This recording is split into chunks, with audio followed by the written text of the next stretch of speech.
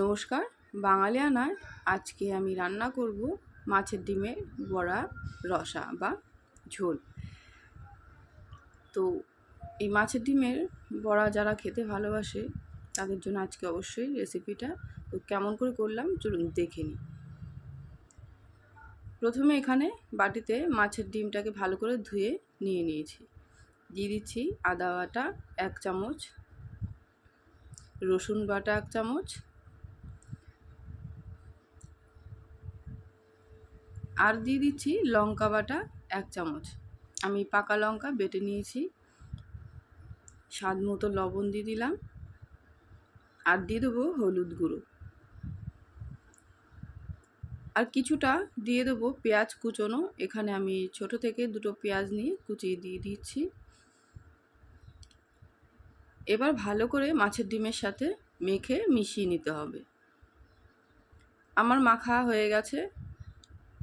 এবার একটা কড়াই তেল গরম করে মাছের ডিমের বড়া তৈরি করে নেব। আর মাছের ডিম ভাজার সময় অবশ্যই ঢেকে ভাজতে হবে, নচেত মাছের ডিমগুলো ছিটকে আসে। তবে আমি একটা ঢাকনা দিয়ে ঢেকে দিলাম। ঢেকে আবারও ঢাকনা তুলে কিছুক্ষণ পরে একটু উল্টে দিচ্ছি।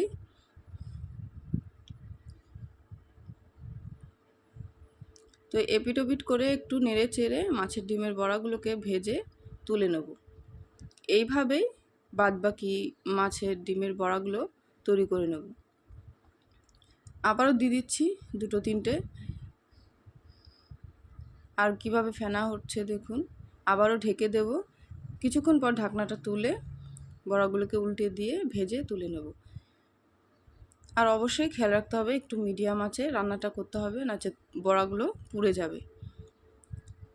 তো এইভাবে বাদবাকি বড়াগুলো আমি তুলে নিচ্ছি ভেজে।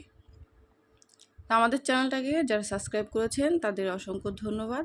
আর যারা নতুন দেখছেন অবশ্যই সাবস্ক্রাইব করে আমাদের পাশে থাকবেন, আর লাইক শেয়ার কমেন্ট অবশ্যই করবেন।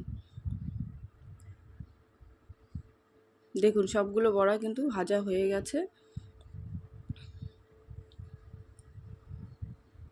এই মাছের ডিমের রসা খেতে কিন্তু দারুণ হয়।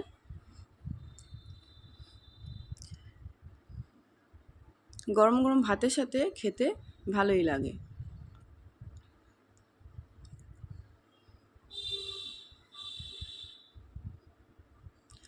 তো কড়াইটাকে পরিষ্কার করে আবারও তেল দিয়ে আমি আগে থেকেই সেদ্ধ করে রাখা আলু ভেজে নিচ্ছি লবণ আর হলুদ দিয়ে।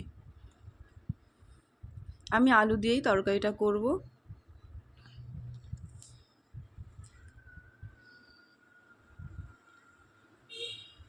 একটু লাল করে আলুটাকে ভেজে নিয়ে তুলে নিতে হবে।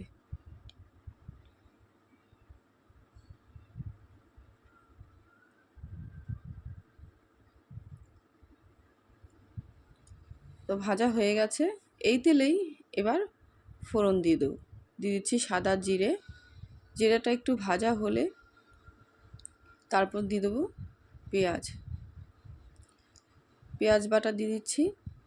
আর মাছের ডিম ভাজার ফলে দেখুন তেলে কত ফেনা রয়েছে। পেঁয়াজটাকে 3 থেকে 4 মিনিট মতো ভেজে তারপর বাদবাকি মশলাগুলো অ্যাড করে দেবো। দিয়েছি রসুন বাটা 1 চামচ, আদা বাটা,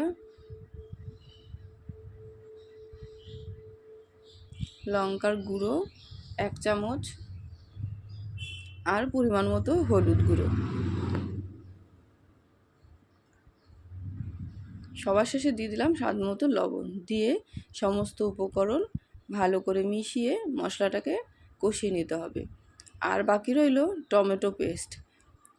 আমি এখানে বড় থেকে একটা টমেটো পেস্ট করে তৈরি করে নিয়েছি। দিয়ে ভালো করে মশলাটাকে আবারও কিছুক্ষণ ধরে কষিয়ে নেব।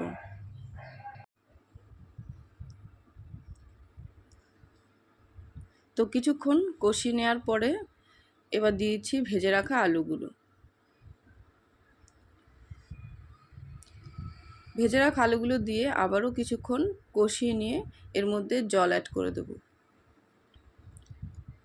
ব্যাস এবার ফুটিয়ে নিয়ে এলেই ঝোলটা একদম রেডি। এইভাবে মাছের ডিমের বড়ার রসা অবশ্যই একবার রান্না করে খেয়ে দেখবেন, দারুণ লাগে খেতে।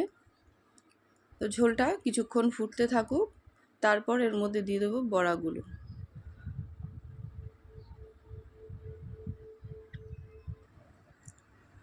এবার সবার শেষে দিয়ে দেবো গরম মশলার গুঁড়ো, একদমই সামান্য পরিমাণ দিচ্ছি আমি।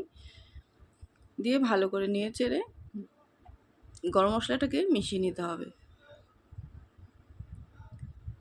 এবার দিয়ে দেবো ভেজে রাখা মাছের ডিমের বড়াগুলো, দিয়ে ভালো করে নেড়ে চেড়ে মিশিয়ে নিতে হবে। তো আজকের রান্নাটা কেমন হলো অবশ্যই কিন্তু কমেন্টে জানাবেন। বড়াটাকে নেড়ে চেড়ে কিছুক্ষণ ফুটিয়ে নেব, 2-3 মিনিট মতো ফুটিয়ে নিলেই রেডি। তো আজকের ভিডিওটা কেমন হলো অবশ্যই কমেন্টে জানাবেন। সবাই ভালো থাকবেন, সুস্থ থাকবেন। আবারও দেখা হবে নতুন ভিডিওর সাথে, নতুন রান্নার সাথে।